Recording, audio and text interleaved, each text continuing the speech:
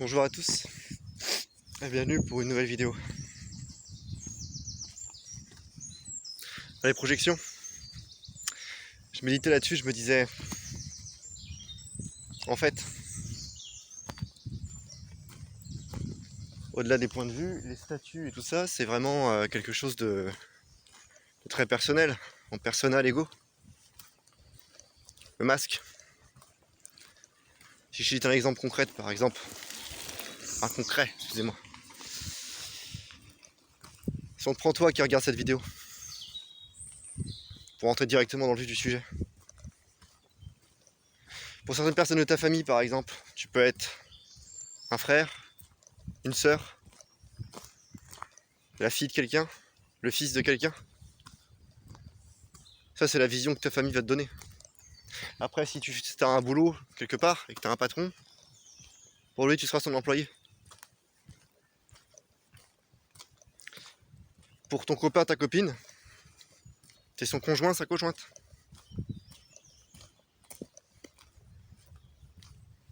Mais qui a raison? La personne.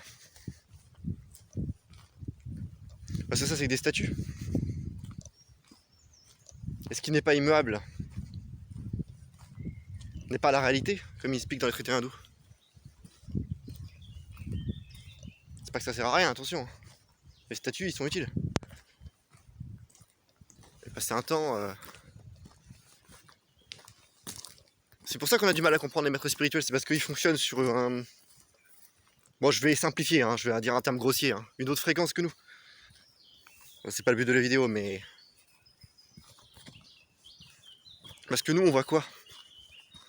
On voit ce qu'on projette sur l'extérieur, sur les gens. Ces statuts peuvent changer. Par exemple, votre copine ou votre copain d'aujourd'hui. Dans le futur, ce sera peut-être votre ex. Je vous le souhaite pas, hein, mais... Et avant que vous rencontriez cette personne, ou même avant que vous entamiez une relation avec, parce que des fois, c'est pas tout de suite à la rencontre, hein, ça peut se faire des années plus tard. C'était qui? C'était autre chose. C'était un ami, une connaissance, c'était... Voilà. Mais cette personne en soi, dans son essence, c'est toujours le même être. Que vous l'ayez appelé dans le temps une connaissance, que vous en ayez fait plus tard un conjoint, une conjointe, que vous en ferez plus tard un ex ou une ex. Ça, c'est que par rapport à vous. Parce que pour le reste du monde, c'est tout autre chose. Ah oui. Donc qui a raison? La personne. Et tout le monde. De certaines façons.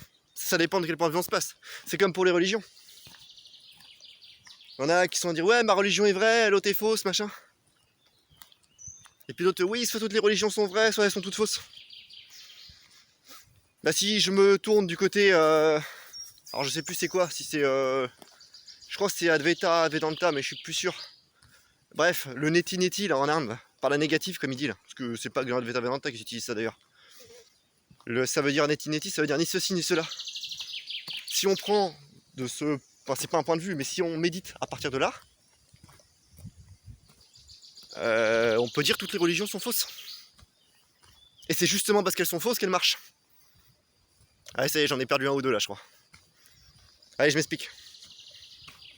Si vous dites qu'il y a une seule religion de vraie, vous dites qu'il n'y a qu'un seul chemin.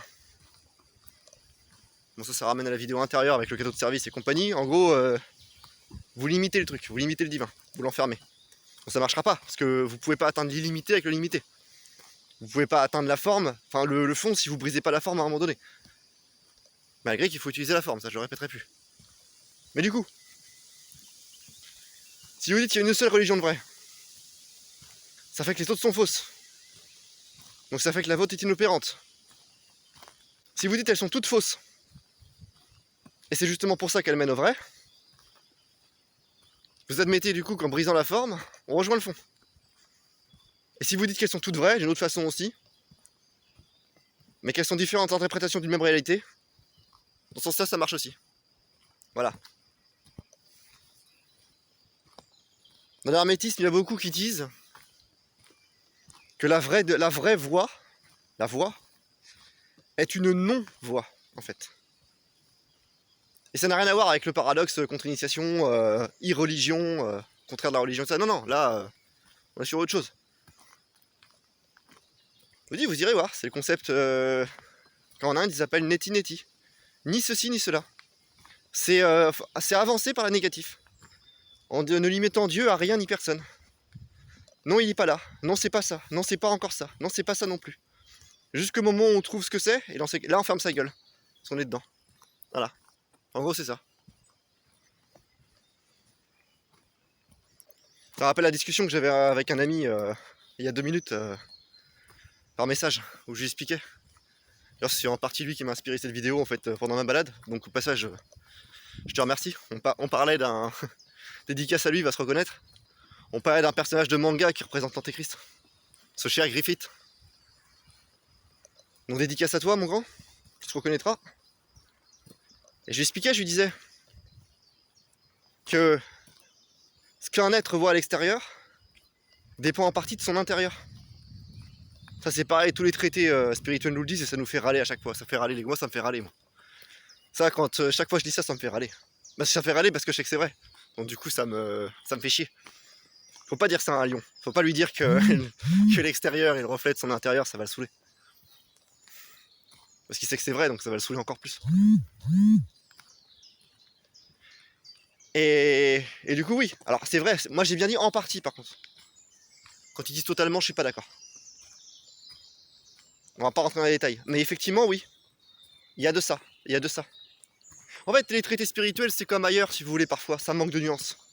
Sauf si vous les lisez, c'est là où vous verrez la différence quand vous lirez un vrai maître spirituel et quand vous lirez des gens qui sont encore en chemin, malgré qu'ils ont atteint un gros niveau, c'est que dans les gens encore en chemin, il manque des nuances.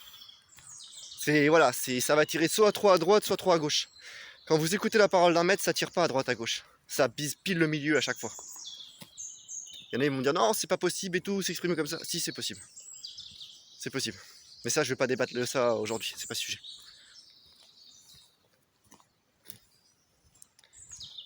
Donc, oui, l'extérieur, c'est l'extérieur que contemple un être, c'est en grande partie dû à ce qu'il a à l'intérieur de lui. Pourquoi les dirigeants actuels font de ce monde un enfer? Parce que c'est l'enfer dans leur cœur. Ça, je vous l'ai déjà expliqué aussi.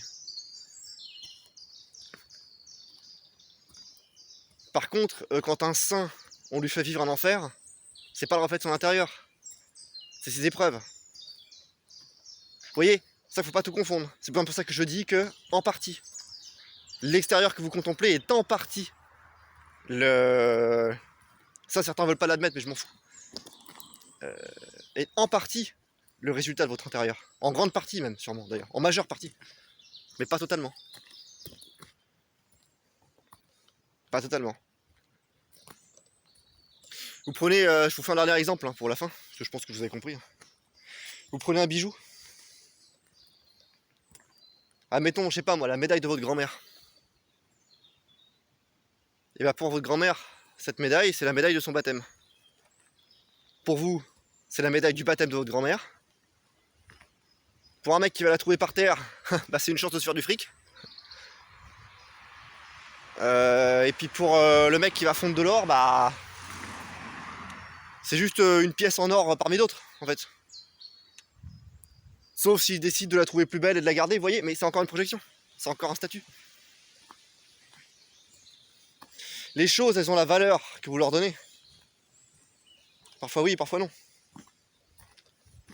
Parce que par exemple, peu importe comment vous voyez un flingue, que vous soyez anti-armes, que vous soyez pro-armes, que vous soyez mitigé, que vous pensiez qu'un flingue ça sert qu'à chasser, ou que ça sert qu'à tuer des autres êtres humains, ou que vous soyez un psychopathe ou qui que ce soit, le flingue en lui-même il aura toujours la même fonction. Quand vous saurez l'utiliser, peu importe que vous trouvez ça bien ou mal, machin, ça restera un flingue. Et ça marchera comme un flingue. Il n'y a pas débat en fait. Ça c'est ce qu'on appelle la réalité, vous voyez. C'est ça que j'appelle la vérité. Moi. Quand on me dit qu'il y a plusieurs vérités, non, il y a une vérité. La vérité, c'est le flingue et comment il s'utilise. Après, les points de vue, les grilles de lecture, comme il y en a qui appellent ça, c'est les avis que les gens vont donner sur le flingue. Voilà. Mais concrètement parlant, ça reste un flingue. Hein. Et ça fonctionne comme un flingue, c'est tout. Voilà, fin de débat. Donc non, faut pas confondre, je terminerai là-dessus, ma vérité, ma grille de lecture avec la vérité. Parce que la vérité, elle est la même pour tout le monde. Même ceux qui la refusent et qui ne l'admettent pas. Voilà. Enfin bref. Ça, c'est un autre sujet que je vais pas aborder. J'ai déjà assez abordé. Donc voilà. Voilà un petit exemple de comment ça fonctionne nos projections sur le monde. Projections qui sont pas inutiles. Comme je disais tout à l'heure aussi à mon ami avec qui je parlais.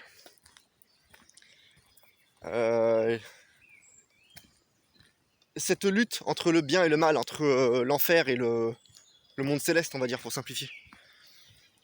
Elle est aussi réelle et concrète qu'elle est illusoire et subtile.